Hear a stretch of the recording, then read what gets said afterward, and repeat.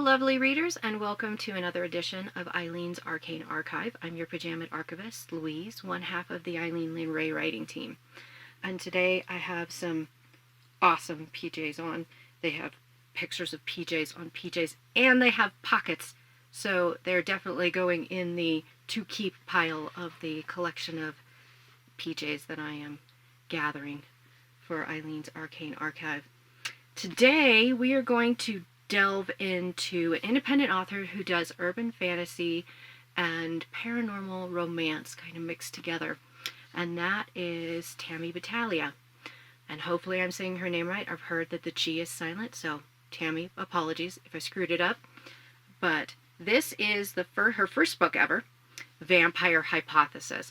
And a little note about Tammy. Tammy's pretty awesome because she is a pathologist who has decided to take on the adventure, becoming an independent author, and using her knowledge in the stories that she tells. And so that is one of the things that I particularly liked about her set of novels. She has 3 out now. I've read all 3 of them that has come out. They just keep getting better.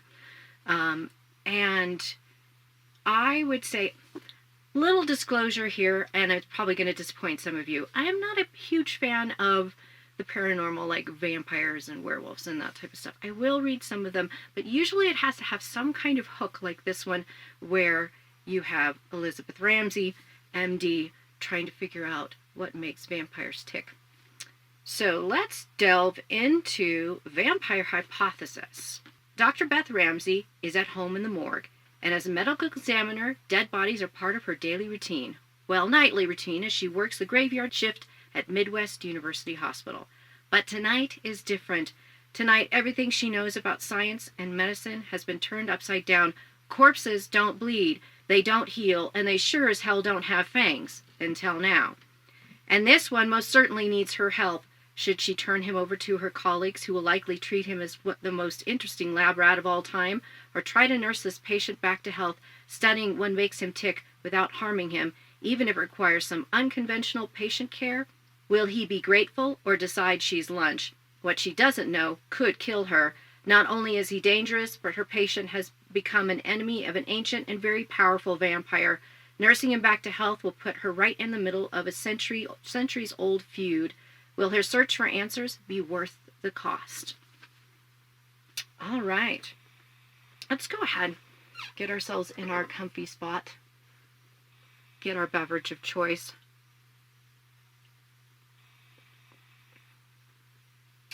And get started on Chapter 1 of Vampyre Hypothesis by Tammy Battaglia.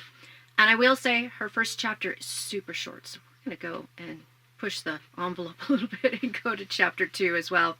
Chapter 1, Luciano, or it could be Luciano. Italian? You can tell me which way to pronounce it down in the comments.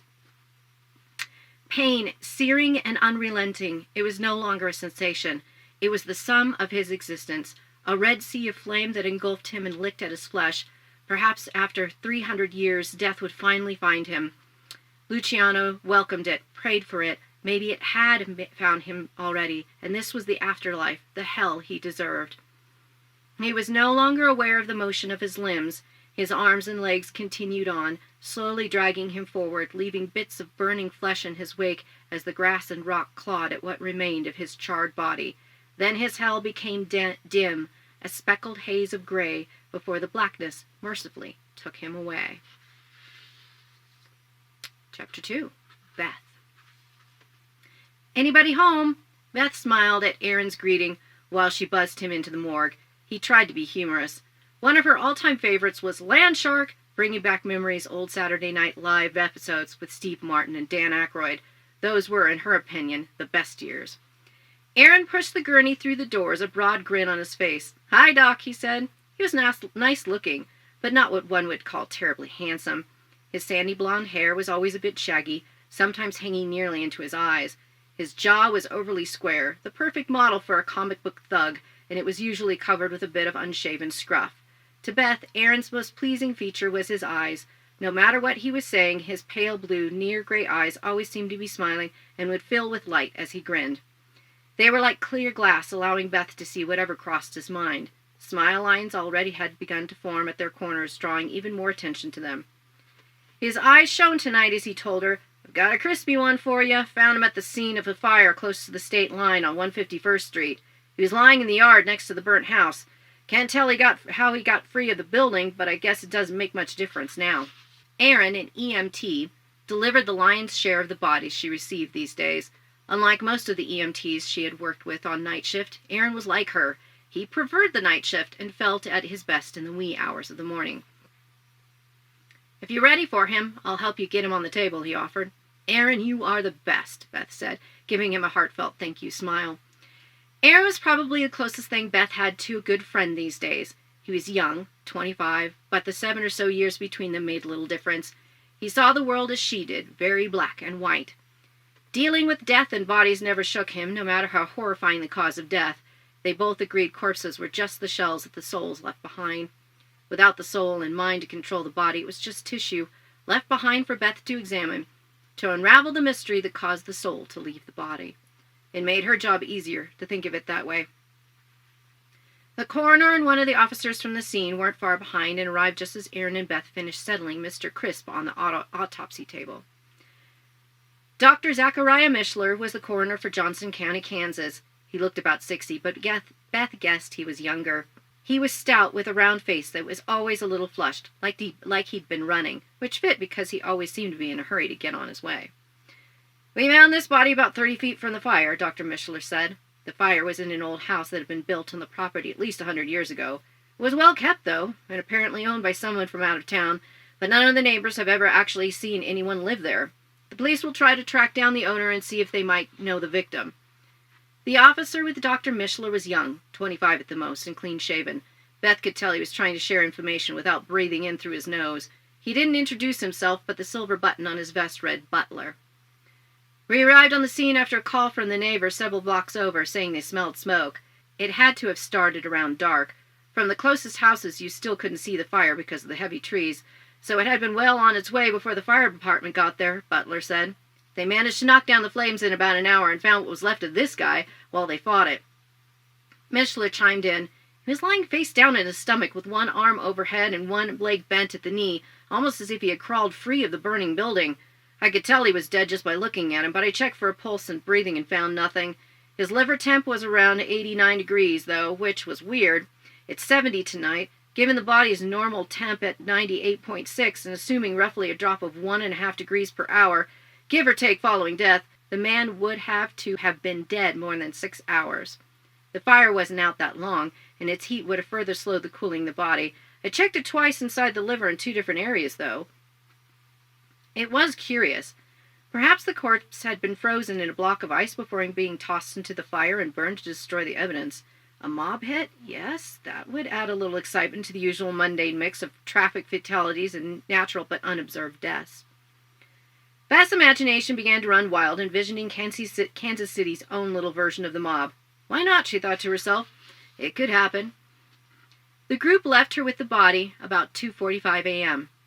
The smell of burnt hair and flesh filled the morgue. It was a pungent and completely unique odor. For those who have smelled it, it is unforgettable. It's more than the smell of charred flesh, like meat at a barbecue left on the grill a little too long. There was something about human flesh burning that created a smell like no other, and while burnt flesh was awful, there were no smells on earth worse than decaying flesh and water. Floaters, as they were called behind closed doors, the stench was indescribable, turning the stomachs of those well-seasoned in dealing with other forms of decomposition. Compared to water decomposition, skunk spray smelled like roses. Beth organized her tools on the Mayo stand, flipped on the overhead mic, and performed an external exam. The victim is 6 foot 1 inch in height, 172 pounds. The corpse's skin is charred, a deep brown-black over at least 90% of the body. See body surface area chart for reference. The skin was drawn and cracked like old leather. All of the hair had been singed away. The corpse appears Caucasian from the small areas of remaining skin. Hair is absent, so hair color cannot be ascertained. Certainly the distortion of the skin made any facial features impossible to see. The jaw was tightly closed, as were the eyes. She would need to examine the mouth, throat, and lungs. If she could find evidence that he had inhaled smoke from the fire, at least she would know he had been alive and breathing when it had occurred. The fingertips were nearly burned to the bone. It looked like dental records might be the only option for identification. Extensive burns to the fingertips make fingerprinting impossible. Dental films will be submitted for possible use in identification. A small scrap of what appears to be fabric, possibly tan cotton, is present, clinging to the top of one thigh. Beth gathered this into a small plastic bag. His leg must have been bent, or perhaps he was lying on an area where the fire engulfed him. It had somehow been protected. Portions of the sole of the shoe have melted to the bottom of the left foot, with a small portion of the upper adhered to the heel, probably leather. There is a silver band on the third finger of his left hand, which is kept for evidence. Perhaps it was a wedding ring, but there was no engraving on it to help with the mystery of his identity. Beth removed it and placed it in a valuables envelope. That was pretty much it. No clues as to whom he might have been and to the kind of life he led. Mr. Crisp would officially remain John Doe 842 for a little while longer. Beth took x-rays of the body, including the teeth, to look for any possible foreign material like bullets or other metal objects. Then she rolled the x-ray machine back to the corner of the autopsy suite while waiting for the films to develop. The films from the chest and abdomen dropped first. Beth placed them on a light box and studied them. Nothing. Well, if he'd been shot prior to the fire, the bullet didn't stay within the body. She hoped the internal tissues would be intact enough to see a bullet track if one existed. That's when she decided to make the first incision. Returning to the autopsy table, Beth gathered the scalpel with her hand, index finger on the back of the blade, and began making the typical Roux and Y incision as she always did, beginning at the right shoulder and extending down across the chest to mid-sternum.